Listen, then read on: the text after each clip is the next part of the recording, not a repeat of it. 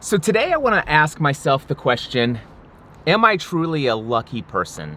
Just recently, I did something that was extremely rewarding, things that most people probably would wish they could do for themselves, but it just seems out of reach for them. But here I am, I'm posting about it on social media, and the thing, by the way, is the fact that I just took 5 days out of my week and took my oldest two children, who are 16 and 18 years old, to a 4-day Tony Robbins event called Unleash the Power Within.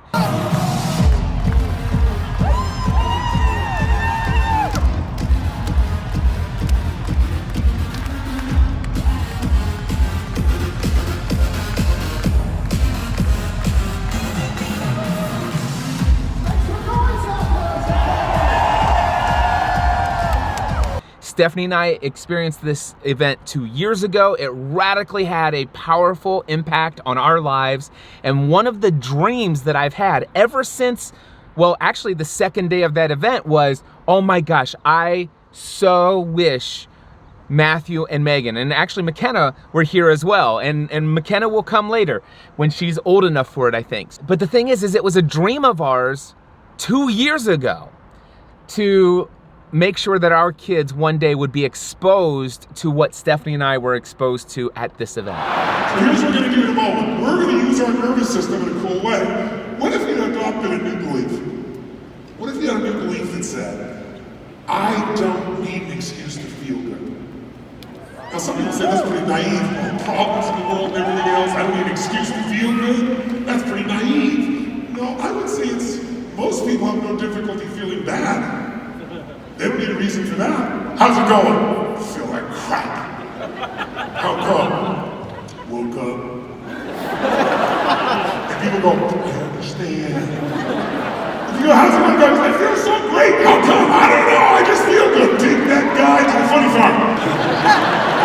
But if somebody's depressed, people go, I understand. How many follow what I'm talking about here? Say, It's cultural conditioning. When I first started doing what I did in my 20s, even actually in my teens, 19, 20, I can remember I had all these great supporters in the media, and then I had some people going, he's raising people's expectations.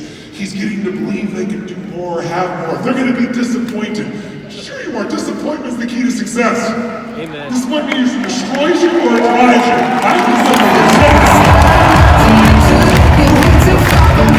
you. And as a result of that, it has not left my mind, and I took steps over the past 2 years to get to the place where, number one, I could take the time off. Number two, that I could get our children open to the idea of going. Number three, that I would have the finances necessary, because Tony Robbins events are not inexpensive. And all of the details all aligned with everybody's schedules to make it happen so that I could provide my oldest two children with the experience that they just had this past weekend as I'm recording this vlog today. And so I published this on social media, right? And 2 different people on 2 different social media platforms. So it wasn't that one person saw it and then another person said, oh yeah, Cliff, you're so lucky. No, one person on Facebook and one person on Instagram, 2 different individuals posted separately when they saw all of these social media updates about me having this amazing experience with my oldest 2 children. They each said, wow, Cliff, you are so lucky. I went and looked up this definition of luck. And I'm sure there are many different definitions, but when I think about luck, I think of what the Merriam-Webster dictionary says as happening by chance. Okay, and I'm not going to tell you that there are not times in my life where I've been lucky or that I have experienced great things simply by chance. Many of those opportunities were simply God ordaining a situation. I have by chance or by divine chance or divine intervention, I believe God has connected me to certain people at certain places at certain times, and it may seem like chance, but even most of those occasions, I'm absolutely convinced that that was a God thing. But I won't discount the fact that there are times in my life that, quite simply, it was just chance. I don't necessarily think that God ordained that person to be at that place at that time and me at the same time, and that things would just so happen by chance exactly that. I don't think that God is into micromanaging our lives. So I will say that there are areas of my life where, quite frankly, yeah, I would attribute that to just maybe luck. That was just happening by chance, and yes, I benefited from it. Okay? And the same thing, I believe in bad luck as well. All right? So, but when it comes to this experience, these people that have posted that said, Cliff, wow, you experiencing that with your children and having the life that allows you, wow, you are so lucky. And I don't necessarily know that they meant the word in its truest form, that this happened by chance. Wow, Cliff, it just is so great that life just seems to happen for you. That's what I hear when I hear somebody say, Cliff, you are so lucky, especially when it comes to like an event like that. But I don't know that that's what they mean. I'll give you another example of this. Years ago, many years ago, it was actually 2011, in November 2011, I remember specifically, I was invited to go and speak at Blog World LA. All right. And at Blog World LA, they flew me out to speak at this event, to share my story about how I started podcasting as a hobby and built an online business around it, and to inspire and motivate and encourage people, and to get them motivated to take action in life, to pursue their dreams. And that was an incredibly rewarding experience. Now, that was in Los Angeles. Now, I'm geographically challenged, so I'm going to explain to you things that I needed to explain to myself. I'm a guy from Northern Kentucky, just outside of Cincinnati, Ohio. And I had set a dream for myself in 2009. I had two goals. One, I wanted to meet Dan Miller, a guy who had a radical, profound impact on my life through his book called 48 Days to the Work You Love, and then subsequently through his podcast on a weekly basis. It just radically, profoundly changing the way I think and the way I act in life, and it's just had absolutely massive impact on my life. That's a whole nother story. I've shared it before. That's not the purpose of this one. But at the same time, I had a second goal. I wanted to meet Leo Laporte. And I even added a little craziness on top of it. I would love to be featured on his Twit network in some way, shape, or form.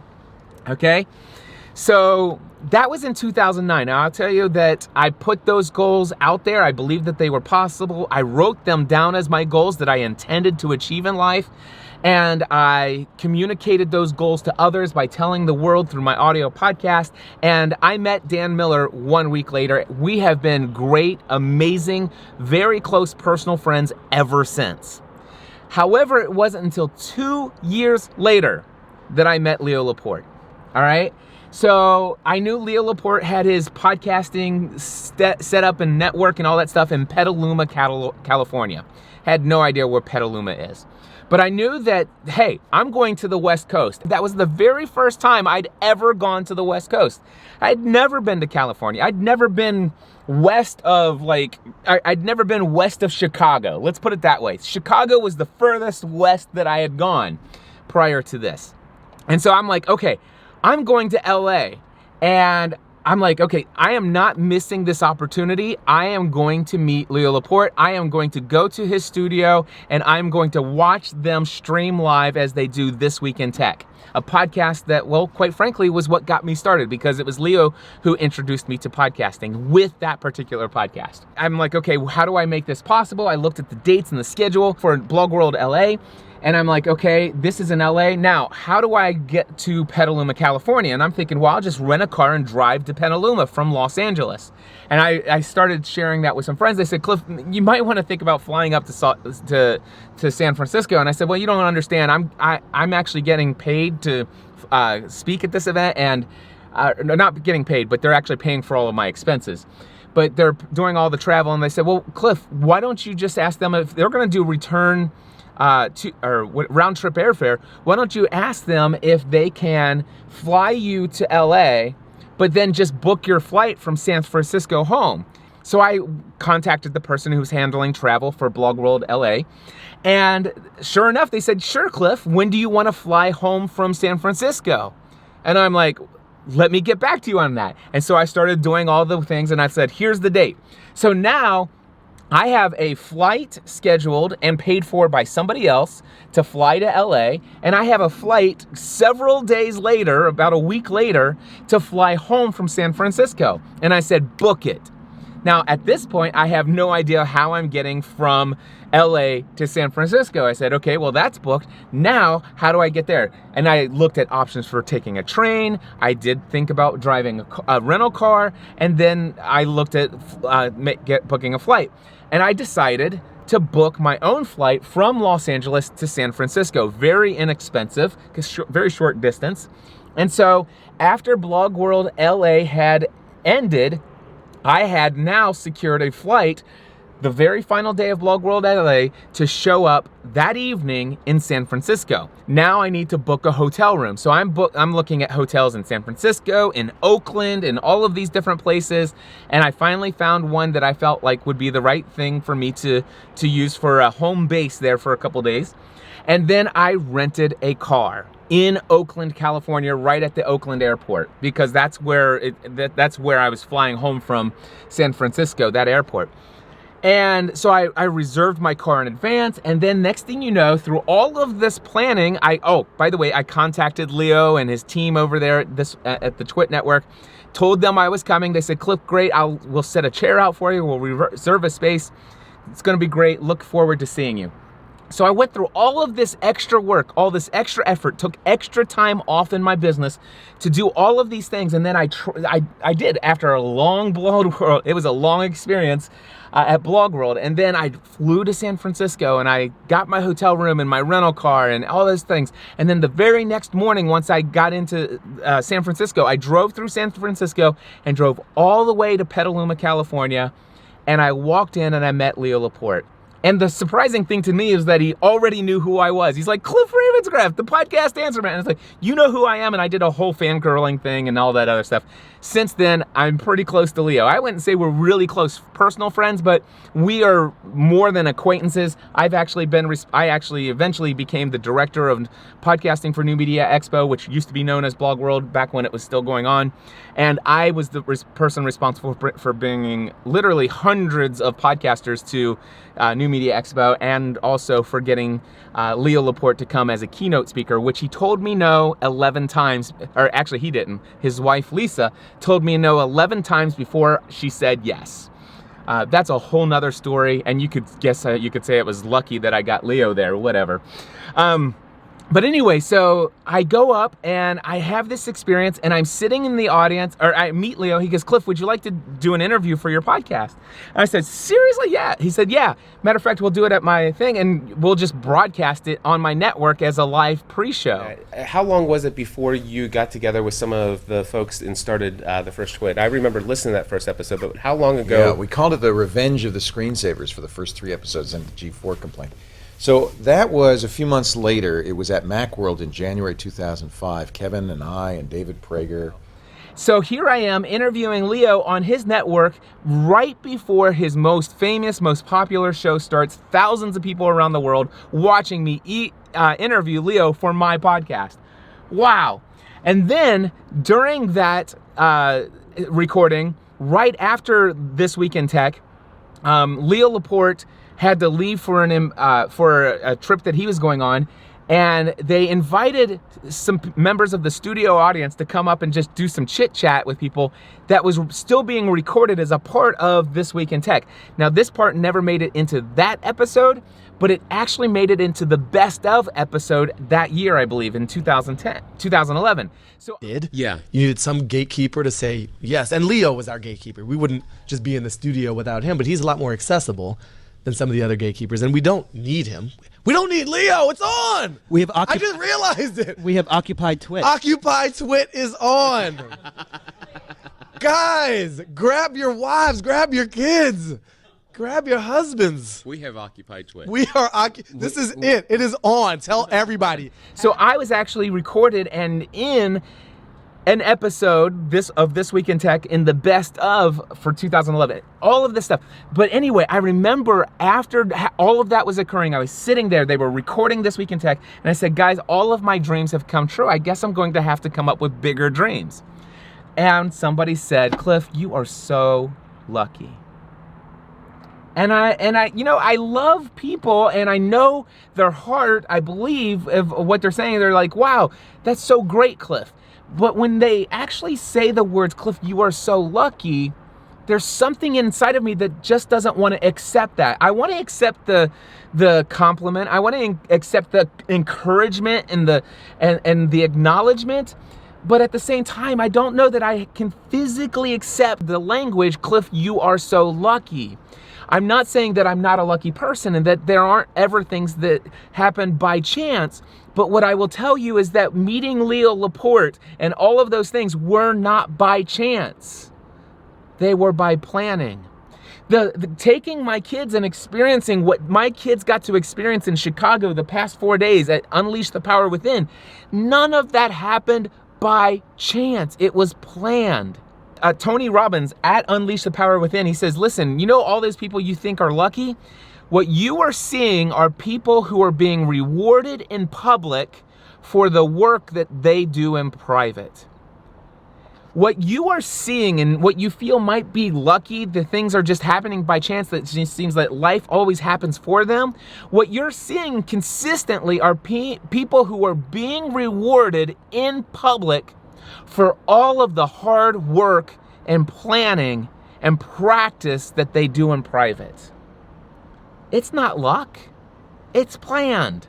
I didn't just happen to wake up one morning when I was scheduled to be at Blog World in Los Angeles and wake up one morning and just randomly appear in Petaluma, California.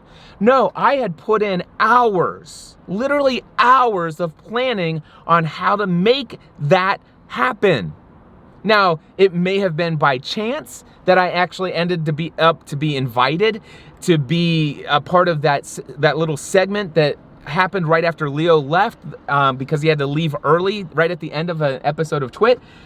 That might have been chance. That might have been luck. But actually, I posted this whole comment of, I just interviewed my hero, Leo Laporte. This was a dream of mine from 2 years ago, a goal, and now it just happened. It's like, and it was broadcast live on his network. All of that was planned ahead of time, except for the fact that, I mean, Leo knew I was coming there. I knew that I was going to ask him, but I planned to ask, and it just so happened that he asked me first.